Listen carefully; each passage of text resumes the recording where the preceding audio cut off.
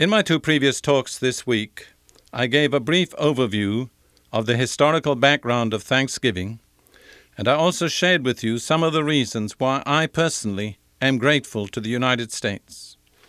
Today, and for the rest of this week, I'm going to share with you ways in which all of us, as Christians, can show our gratitude for the United States of America. It's not enough just to have one day in each year in which we eat and enjoy ourselves. That's not the real spirit of Thanksgiving. If we are truly thankful, we need to do something practical about it, something which doesn't merely last for one day out of each year. With this in mind, I'm going to share with you some important practical ways in which we can show our gratitude to the United States. The first way that I'm going to speak about today is to pray for our nation, and particularly to pray for our governmental leaders, both national and in the local scene. There's one passage of Scripture the Lord has impressed upon me, and particularly so when I first came to the United States in 1963. The passage is the first epistle of Timothy, chapter 2, verses 1 through 4. And I want to share those verses and their lesson again with all of you today. Paul writes this: I urge then, first of all, that requests, prayers, intercession, and thanksgiving be made for everyone, for kings and all those in authority, that we may live peaceful and quiet lives in all godliness and holiness. This is good and pleases God our Savior, who wants all men to be saved and to come to the knowledge of the truth. Paul is writing about the conduct of a Christian church. That's the theme of the first epistle to Timothy. And here at the opening of the second chapter, he comes to the first responsibility and obligation of Christians meeting regularly in public assembly. And that is, in one word, prayer. Paul speaks about various forms of prayer. He speaks about requests, prayers or petitions, intercession, and thanksgiving. And he says that comes first, before anything else. When Christians meet together in public, as Christians in assembly, their first obligation is prayer. And he says prayer should be made for everyone. The King James Version says for all men. We need to enlarge our hearts when we pray. We need to have a heart that takes in all that God cares for. We need to remember that God so loved the world that he gave his only begotten Son.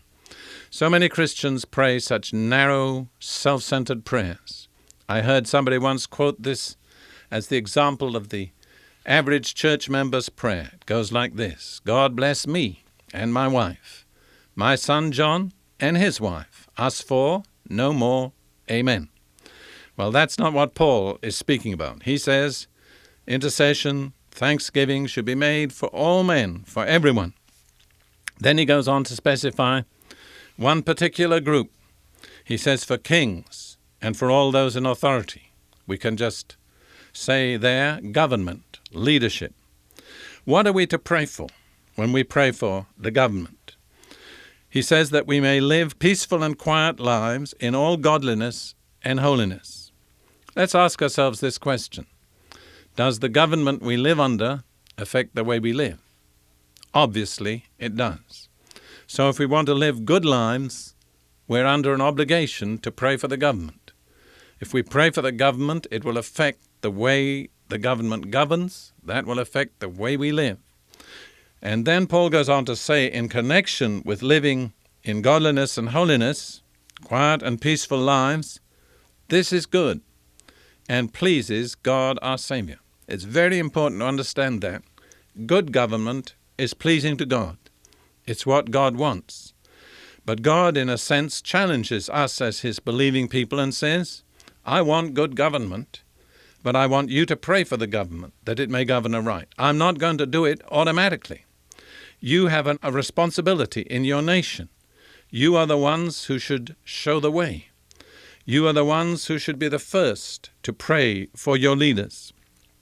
And then, in the next verse, Paul gives one great basic reason why God likes good government. It says that God wants all men to be saved and to come to a knowledge of the truth. So God wants the message of the truth of the gospel proclaimed to all men. This is very clear from many, many scriptures. We are under an obligation to do that. In that connection, we need to ask ourselves, which makes it easier to proclaim the message of the gospel, good government or bad government? I think any thinking person would answer good government in many different ways, which I do not have time to analyze. So God wants all men to hear the truth of the gospel. He wants the kind of governmental situation which will make that possible, which is good government. That's His will. But He wants us, as His believing, committed people, to pray for good government. So that's one way in which we can show our gratitude to the United States for the blessings, the material prosperity, the freedom, the endless special blessings that we enjoy as Christians in this nation. Let's enjoy the blessings, but let's remember they place an obligation upon us. And the obligation is, first and foremost, to be faithful, to pray for our government, for its leaders. When I first came to the United States in 1963, God laid this on my heart, and for some time I struggled against it because I wasn't an American citizen at that time. But God just impressed upon me I was to preach this message. And I would ask people in quite large congregations, how many of you have prayed intelligently and seriously for your president or your government this week? And the response was usually about 2% out of a big congregation. And I saw how terribly delinquent American Christians have been so many times in this respect. I want to thank God that today there's a great change. A new sense of obligation and responsibility has come upon multitudes of God's people. And we see that one of our duties toward our nation and its government is to be faithful and regular and fervent in our prayers for them. So let's rededicate ourselves to that at this time of thanksgiving. I want to affirm as I continue today that praying for the government is no mere abstract theory for me. I have proved it in Christian living that praying for the government pays results. I have seen many national and international situations dramatically changed for the better when God's people seriously prayed about them. In the book, Shaping History Through Prayer and Fasting, I share a number of examples from my own experience and observation in which the course of history was changed by intelligent, believing prayer on the part of God's people. I cannot go into them in detail, but I'll just mention briefly. The critical battle of Alamein in North Africa was changed and won because of prayer.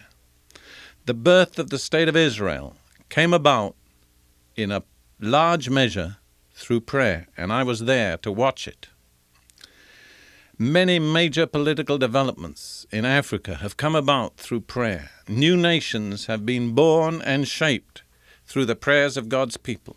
So let's bear in mind that it pays to pray believingly, to pray with scriptural basis and emphasis for our government. Let's make a determination this Thanksgiving season that for this year that lies ahead from Thanksgiving onwards, we will try to be faithful in praying for our nation and for its government, that this will be one way we'll express to God our gratitude for the blessings that we enjoy. I'm going to ask you to pray with me right now as I close. Father, we come to you now as your believing people on the basis of your word, which says that we are to pray for those in authority and that you want good government. And so we bless you and thank you for those in authority over us right at this season. We ask you to guide, to direct, and to overrule in their counsels and decisions in such a way that the course of government will be expression of your highest will for our nation. In Jesus' name, amen.